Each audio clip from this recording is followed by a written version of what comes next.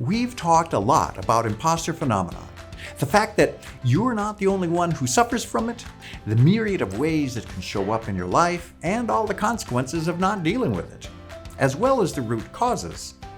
In this video, we'll get to the good part, doing something about it. Stay tuned.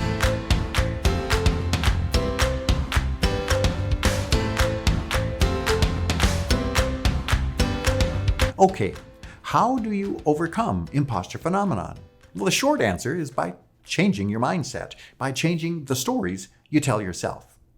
The longer answer, well, it has a few more details and also addresses the fact that all those imposter stories you tell yourself, they come with evidence.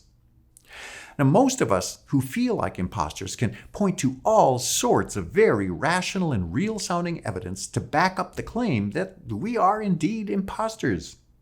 But you see, that's the problem.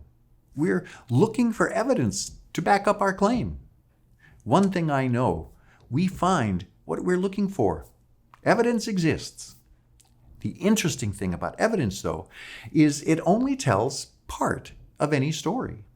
And it can be difficult to know what any piece of evidence really means. There's an old story common throughout Asia that points out the difficulty we have in determining the truth of a situation. Basically, the story goes like this. A farmer had a horse that ran away, and the farmer's neighbors all came over to say how sorry they were to hear of his misfortune. They lamented that his horse, a pretty valuable thing on a farm, had run away. But the farmer simply replied, "We'll see." Well, the next day, the farmer's horse not only returned, but brought 3 other wild horses along too. Oh, the neighbors all came over again saying what good fortune the farmer had. Instead of having lost a horse, now the farmer had 4 horses. But the farmer replied, "We'll see."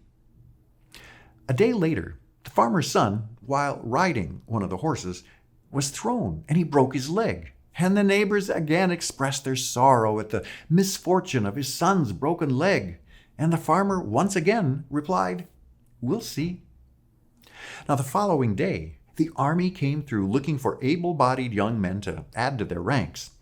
They did not take the farmer's son because of his broken leg.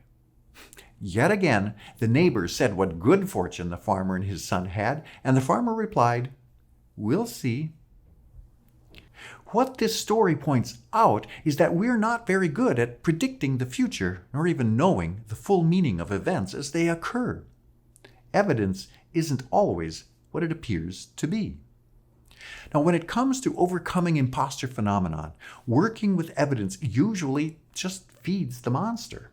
And if we want the monster to go away, not feeding it is an important first step. So, what do we do instead? Well, start changing your mindset. Well, how do you do that? Well, by telling yourself new stories. Stories that encourage and support you.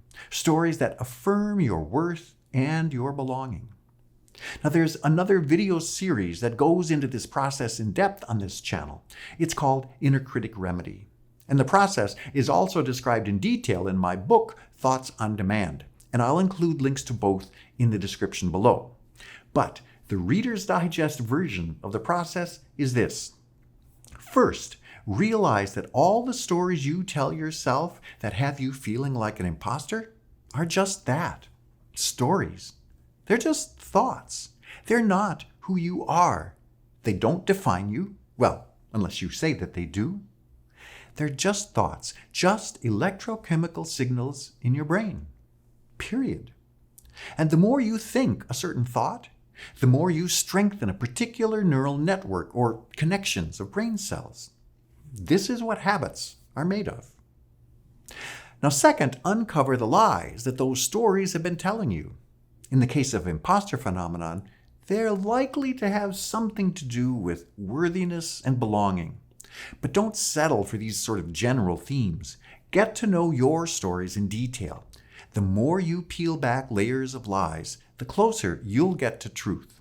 And the closer you get to truth, the better set up you'll be for the next part of the process. So this third phase is to create a new message. Craft a new story that addresses what you uncovered in the previous phase. Then, the final phase is to practice that new message. Say it to yourself over and over. Let the repetition create new neural networks. And if you do this enough, these new stories will become your default way of thinking.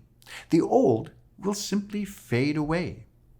Now, once you've made some progress on this, beginning to look for evidence that supports your new story can also help. Just remember, if this begins to get you paying attention to the evidence you're an imposter, it's too early. Don't feed that monster. But if you're able to feed the new messages with evidence without paying attention to the other evidence, go ahead. Our brains do like evidence. Here are a few other more general things you can do. Keep a collection of thank yous and kudos and congratulations to read when you're feeling the need. You can celebrate successes and do your best to own your part. Don't deny or belittle successes. Start looking for positive aspects of yourself. Stop comparing yourself to others, especially on social media. Just notice positive aspects of both yourself and the others, and make sure you list equal numbers for you and for them. Make a clear distinction for yourself between inability and inexperience. They're not the same. In any case, take action. The imposter feelings tend to grow when we think about them. So get out of the thought and start moving. Motion of any sort always helps to relieve being stuck. Well, that's it for this series. I hope you found it helpful. Don't hesitate to reach out if you'd like a little support. I'm here to help. Please subscribe to this channel and then tell your friends. Until next time, I wish you abundance and joy.